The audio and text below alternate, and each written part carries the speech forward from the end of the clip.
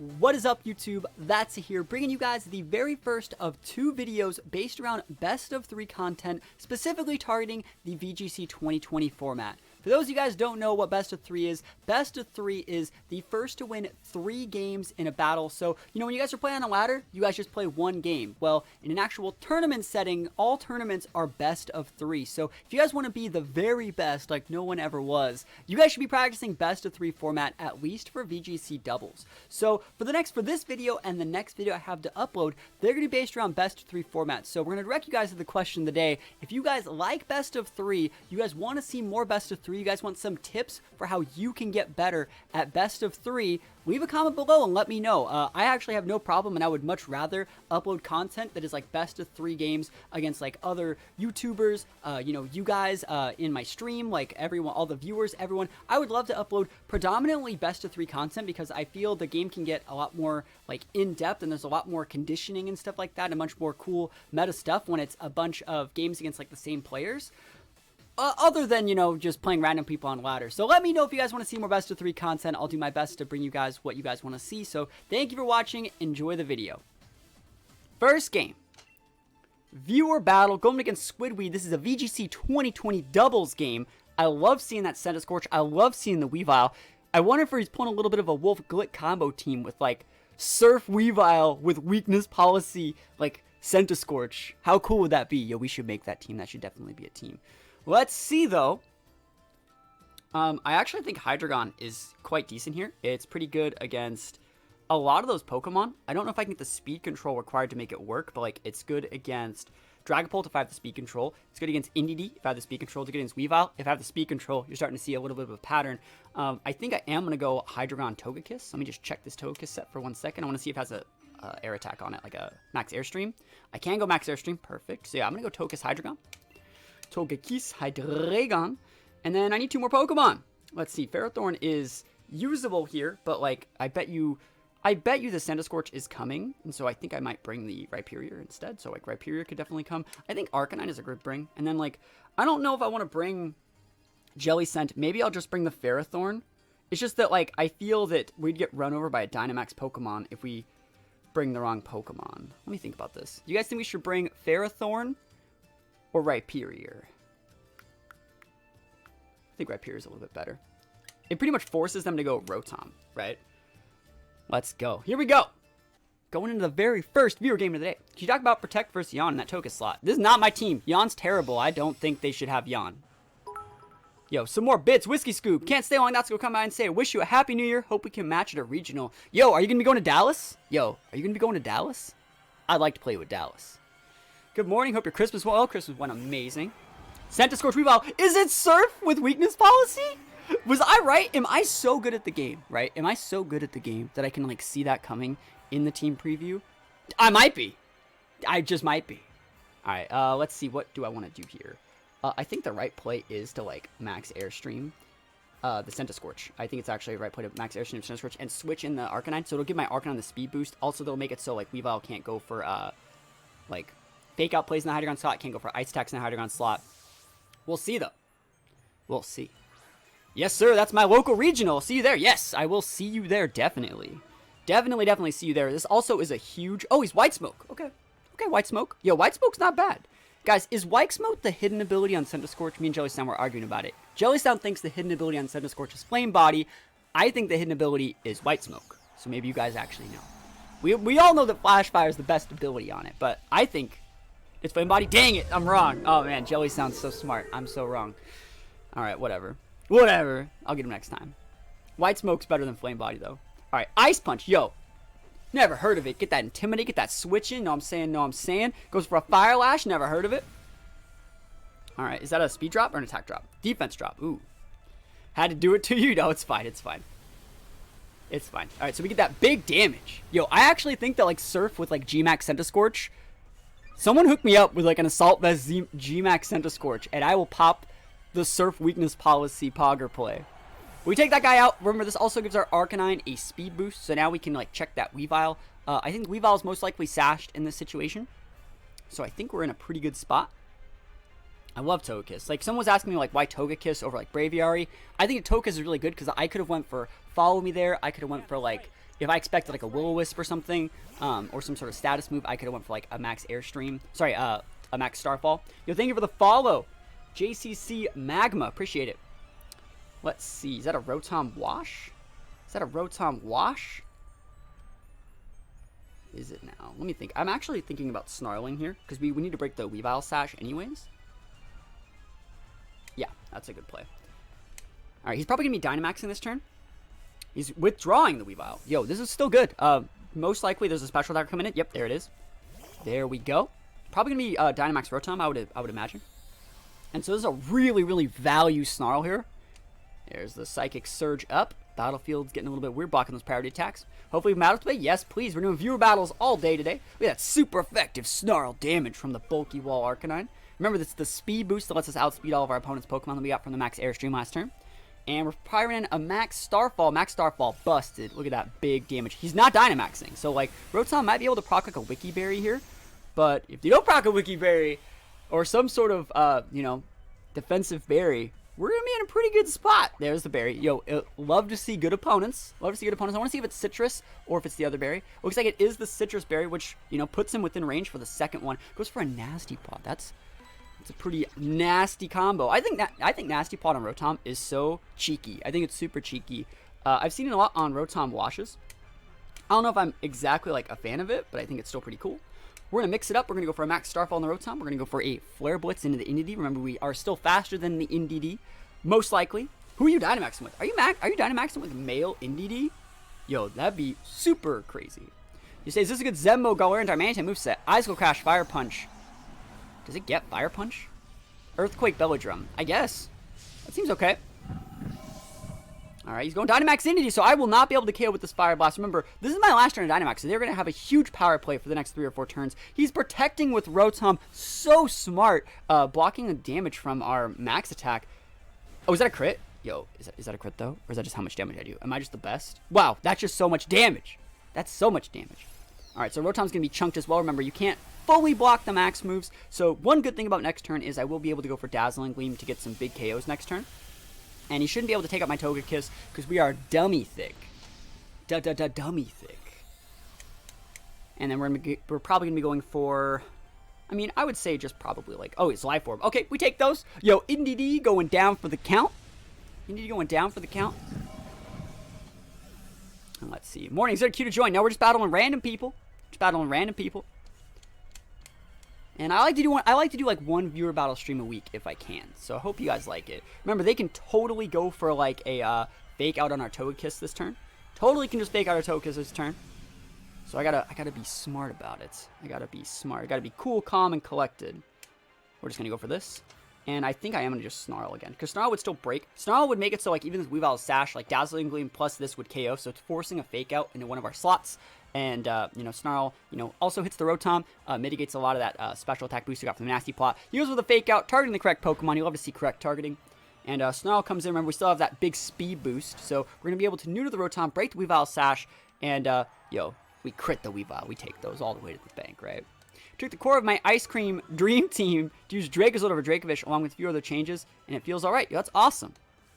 You know what else is awesome? Hydro Pump coming in huge from Rotom. Look at that big damage taking on our Arcanine. Yo, we are not getting that 4-stock today. We'll have to see Rotom making connection with its moves.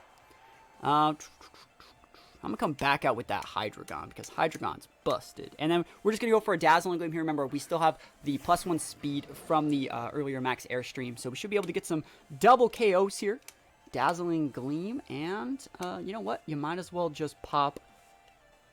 a Flamethrower in there, just in case the Dazzling Gleam's not enough to KO the Weavile here. Also, we know that the Rotom has Protect. Weaviles, if they carry Fake Out, normally don't have their Protect, so they have, like, Fake Out, Icicle Crash, like, Night Slash, Swords Dance. Sometimes they have, like, Ice Punch over, like, a different Ice Attack or something like that. Sometimes they have Ice Shard. He did actually outspeed the Togekiss with the Weavile, so this was actually correct targeting, just in case he wanted to actually target down the Togekiss. This means we still would have been able to take out the Weavile. So, still correct targeting from my side. Togekiss... you know, going to be able to finish off this Rotom because now we're hitting with a single target Dazzling Gleam. And we take those.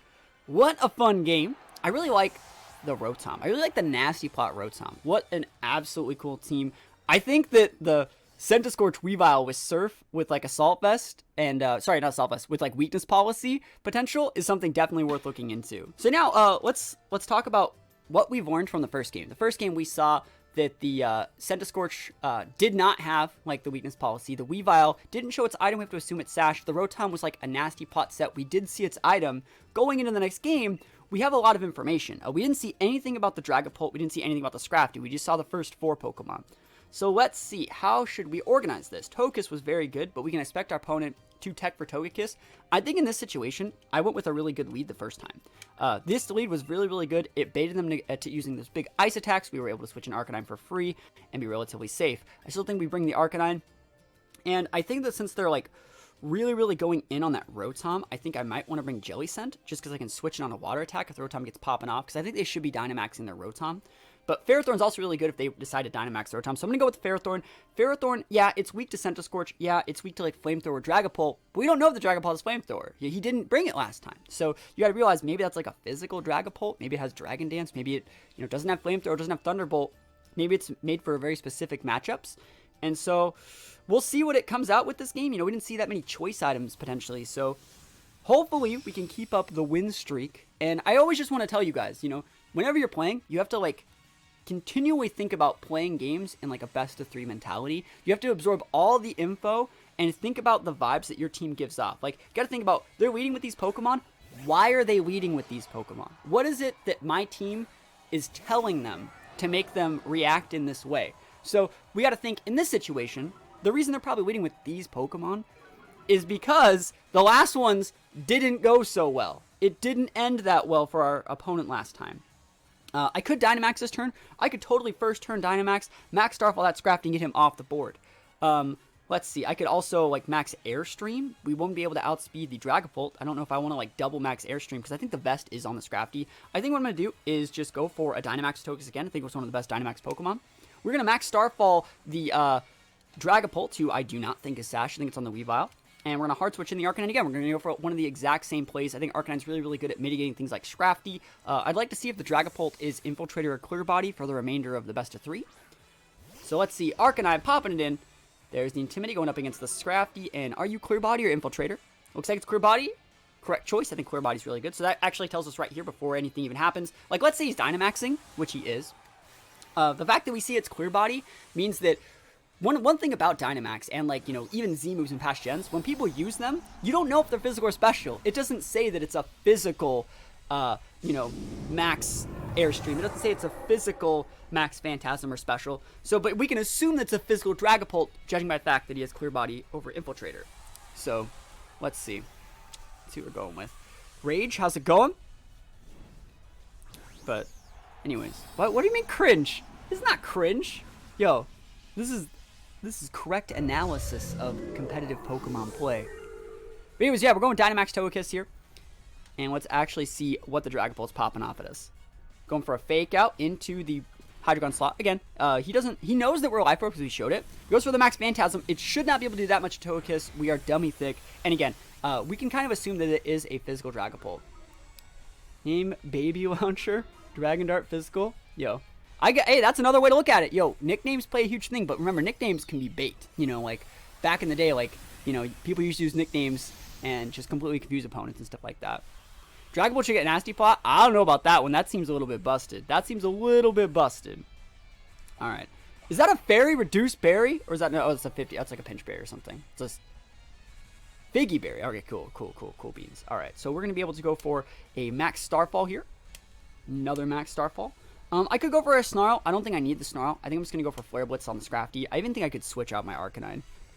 Could I switch out my Arcanine? I think I could actually switch out the Arcanine. What's he going to do? You're going to cut your hair? Yeah, I've actually cut my hair. But yeah. So yeah, we're gonna go for the KO on the Dragapult, and we're going to switch out the Arcanine for Ferrothorn. We're doing this to wait out the turns, because he's probably going to be going for a really big attack onto the Arcanine slot, because Togekiss is Max Winter Air, so it can't actually use any redirection. You're a good player, not cringe. How many stages does Tailwind give? So Tailwind gives a +2. but we're like max airstream, we only give a +1, so like we wouldn't be able to outspeed the Dragapult with a +1. He expects us to go for the Scrafty right now. I'm saving the Arcanine, switching back out for like multiple Intimidate cycling.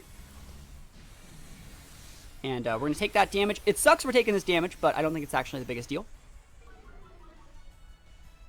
Alright, so it's a second big defense drop right there. And we're going to be able to kill the Dragapult, which is pretty nice. It's pretty nice. That's the big Pokemon that's like the Enigma in like this situation, I think. I think the Dragapult is the biggest one that's like a mystery. Again, we don't even know anything about it. Like, we don't know if it's physical. We don't know if it's special. Note that if it would be physical, it would be that move would be boosted off of like, what is that?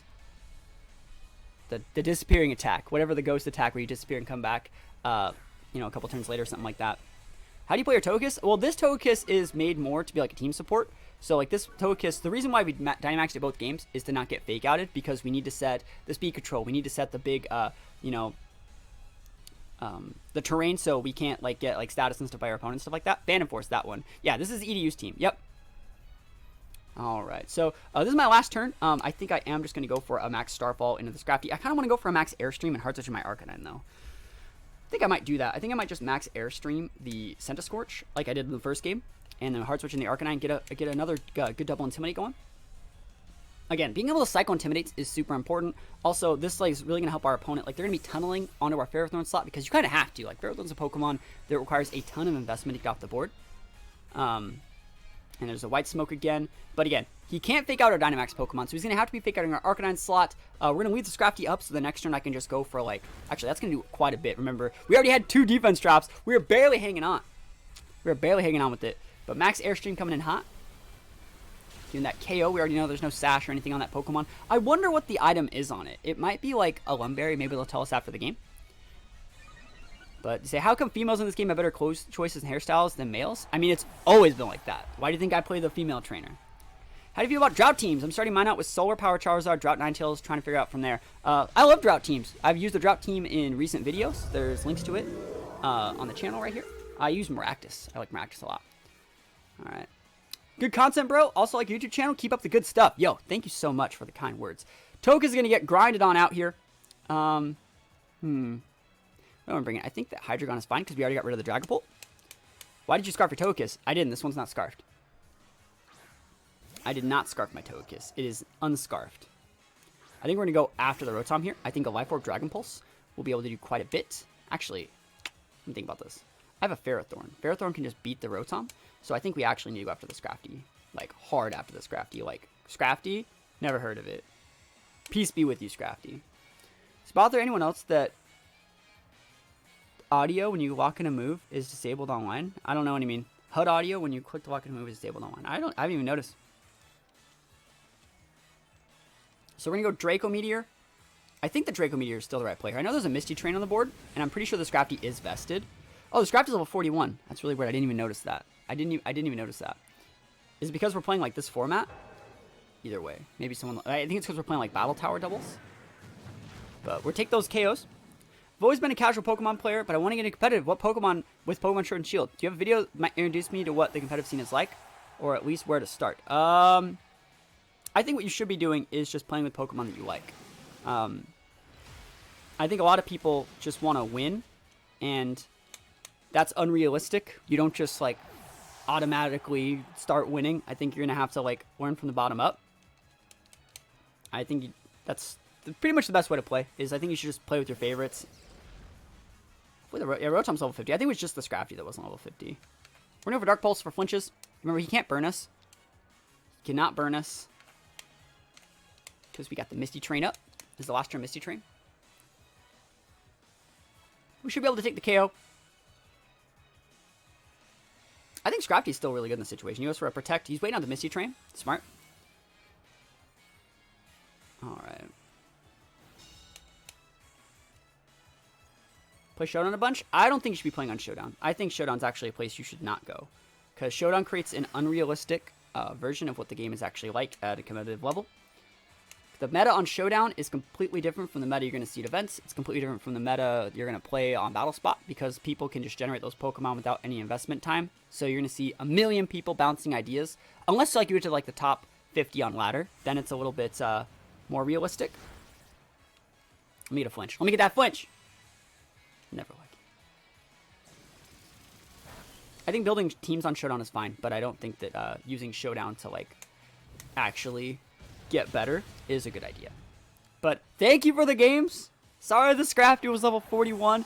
Hopefully, you know, you got a good idea of like how you can better tweak your teams for like best of 3. Note that like we took all the info that you told us and showed us with your team, and we tweaked our play style to where we were better able to handle it for game 2.